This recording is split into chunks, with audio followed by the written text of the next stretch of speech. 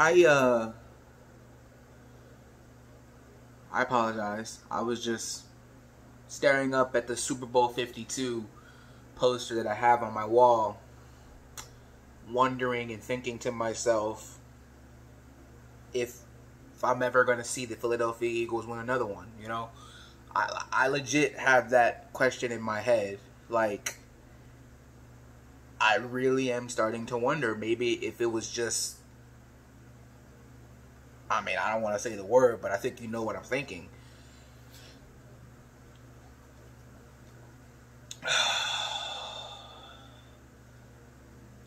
There are a lot of problems with this team. So much so that I think it's going to take a small rebuild to get back to being a Super Bowl contender again. Because, I mean, it was open, and we jumped on the opportunity. But then, man, it closed. And it closed real quick. Because I think that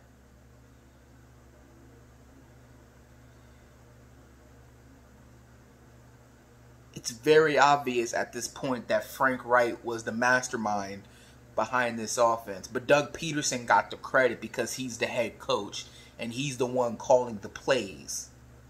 Now, obviously, you have to call the right play in the right moment. But, I mean, just look at the Indianapolis Colts right now. I mean, some said they were a Super Bowl contender, you know, with Andrew Luck. And then this man just out of nowhere just retires and leaves them. But they're still hanging in this thing with Jacoby Brissett. Matter of fact, they're in first place in their division right now. They've gone to Kansas City and beat Patrick Mahomes. And I don't know if he was in Houston or not, but they did beat the Texans yesterday. And it's just like amazing to me. And then on top of that, you think about how the Colts, I think they were like 1-5 last year, and they turned their season around and not only made the playoffs, but won a playoff game. And it's just like, this man, Frank Reich, I think he was the reason we won the Super Bowl. I think it was his game plan. I think it was his offense. Doug Peterson just got the credit. You know, and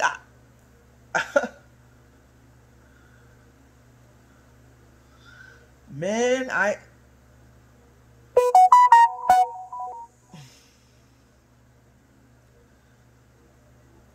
there are a lot of changes.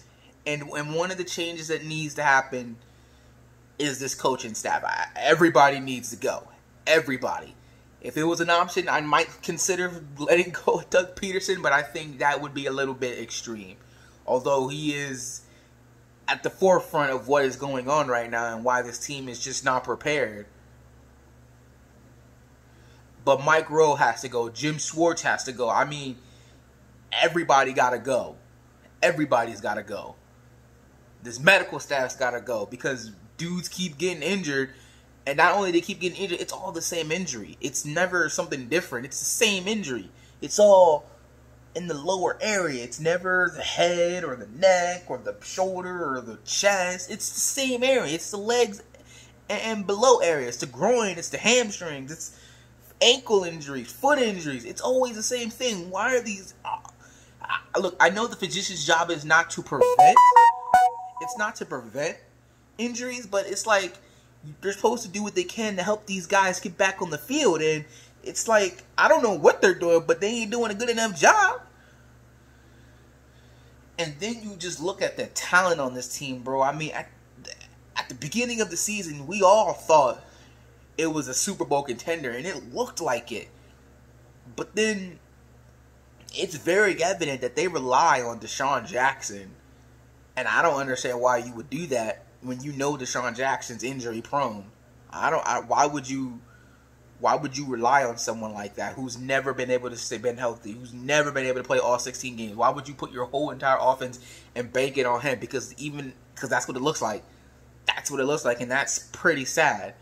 I mean, And then, man, how long is it gonna take? When we won the Super Bowl and we were at the parade, or when Doug was at the parade, he said, "This is the new norm." And obviously, you weren't supposed to take it literally, like, "Oh my God, we're gonna be in the Super Bowl every year." Obviously not. But the thing he was saying was, we're gonna be competing every year, and we're gonna have a shot every year. That this isn't the one and only time you're gonna feel this way. You're gonna feel this way a couple more times. We're gonna be contending. We're gonna be in January playing football. But it doesn't look like the new norm. The new norm looks like the same old, same old. And that is the annoying part. Because it doesn't feel any different. It doesn't feel new. It feels like the same old, same old.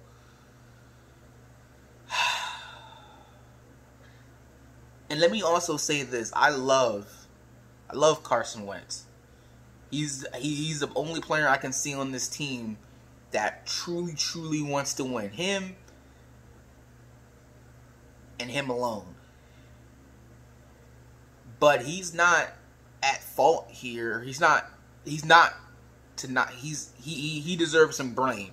First of all, yesterday was a bad game by him. He just flat out stunk. He didn't play very good. But I also think part of the reason is, and I want you guys to discuss this down in the comment section down below, I don't think he's let 2017 go. I don't think he has. How do I explain this? He hasn't let it go, right? He hasn't let it go that he was not in the Super Bowl, that he didn't lead Philadelphia to its first Super Bowl ring or victory. He didn't lead. He wasn't the Super Bowl MVP. He wasn't the hero. It was Nick Foles. So think of it like this. Let's just say, I'm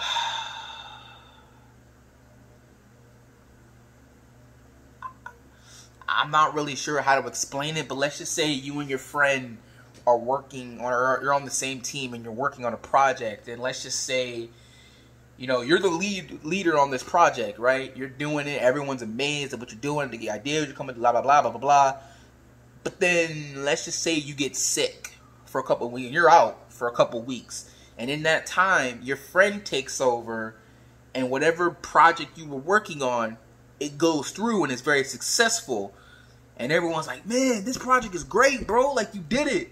And even though everyone internally knows, that's not a good example. But you get the point I'm trying to say. He has to let it go. He's still hanging on. To him, he's not a Super Bowl champion. And I don't understand why he would think that way. Well, I understand why he thinks that way. But he needs to let it go. Because to him, he's not a Super Bowl champion. I bet you he doesn't even look at that Super Bowl ring ever. And if he does look at it, it's in disgust, like, "Man, that should have been me. Man, that should have been me." Like, you think Phillip Rivers would love that ring? I'm sure he would. You think Dan Marino wouldn't want that ring? I'm sure he would. Like, there's some guys out there that's like, "Man, if I could just get that ring," at least you got a ring, bro. He has to understand that if it wasn't for him, he wouldn't have a ring. If it wasn't for him leading us, the Eagles, to a 3-2 record, not 3-2, an 11-2 record. If it wasn't for him, if it wasn't for that, we wouldn't be in the position to be the number 1 seed. We wouldn't be in the position to have home field advantage. We wouldn't be in the position that we were to go and have that extra 2 weeks to prepare to get Nick Foles ready. To have the extra weeks to prepare to get ready for Bill Belichick and the Patriots. It's because of him that we were in the position to win. It's because of him that we were in the position to win the Super Bowl. It's because of him, but he doesn't feel that way. Jason Peters will say, "Yo, I'm a Super Bowl champion. I know I didn't play in the game and that really sucks, but at the end of the day, I got this Super Bowl ring." But Carson? Oh, I don't think he'll ever admit that, bro. And he needs to let it go. He really needs to let that go. Like, I get it. Like, say, for instance, it was Aaron Rodgers, if it was Tom Brady, the Packers or the Patriots ended up winning the Super Bowl without them. I understand they would feel the exact same way. But I also think they would let it go. I also think they would have let it go because they realized if it wasn't for me, you wouldn't be in the position to get the ring in the first place. Now, they would do everything in their power to get back and win it, as Carson is trying to do himself. But, you know, I think that's part of the issue. Not a major issue, but I think it's part of it. It was also reported today that Alshon Jeffrey was indeed the anonymous source that's been saying everything. I don't know if that's true or not. I honestly don't know. He denied it when it was asked about it to him. I don't know if it's true. I don't want to believe it's true. I don't know. But if it is him, is this relationship fixable? Hopefully. Because if it's not, then that means he's going to have to go. And if he's going to have to go, that means J-Jaw is going to have to step up starting next season. He's going to have to be that dude. He's going to have to be that because, man, there's a lot of work you got to do if you want to contend, bro. And I know some Eagles fans will say, we still got a chance. We're only a game back in the division. And I get that, but you have to understand, look at the games that we have left before we get to that easy part. We got the Bills defense. We've got the Bears defense. And then we've got the Patriots defense. I mean, could you squeeze out 2 wins against the Bears and the Bills? It's possible because their offense just isn't that good. But I also can see very clearly that Mitchell Trubisky and Josh Allen could have a field day against our defense because it just completely, utterly sucks. So, I mean, I don't know.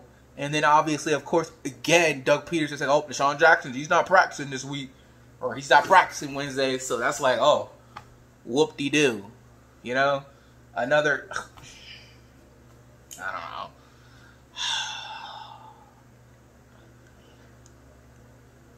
And Lane Johnson talking about people being late to practice and meetings and stuff like that. It's just, oh my God, is there anything else? Eagles cutting players left and right.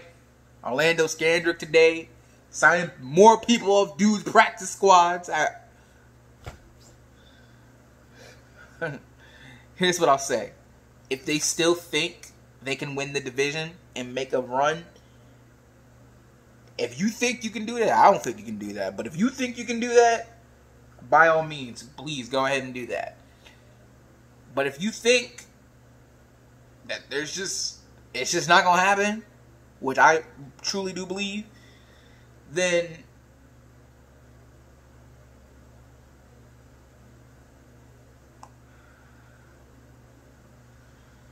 you save the draft picks. But at the end of the day, again, either we can't draft or we can't develop players. So again, something is not adding up and something isn't right. So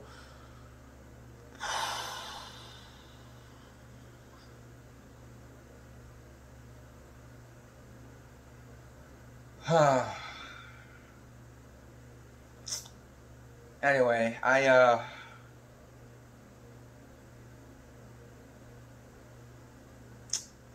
that's all I pretty much have to say. I don't have anything else to say. I see the same old stuff I've been seeing for 9 years now, except for one. I guess 8 years.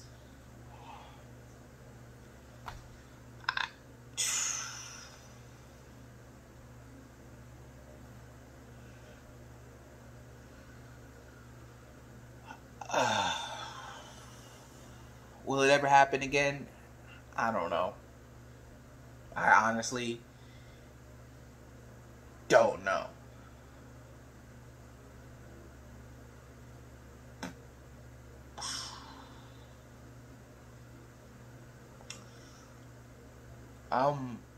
I'm hurt. I'm crushed. I'm disappointed. I had high hopes, but I just don't know right now. I just don't know.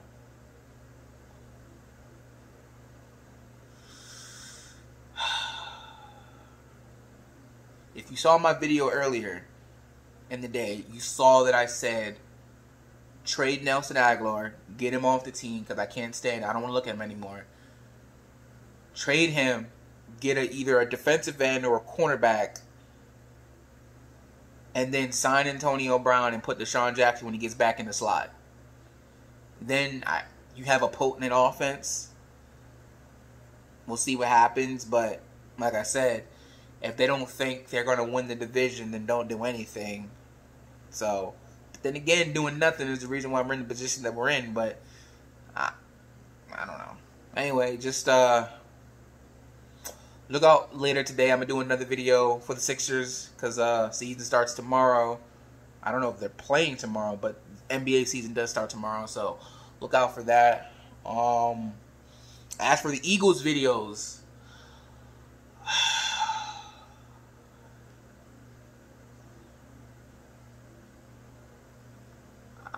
maybe I'll post something every now and then if they give me something to talk about, but as of right now, I don't have anything else to say on the matter. So, till next time, and if you're not down with that, I'll have 2 words for you. Peace out, and I'll talk to you later, guys.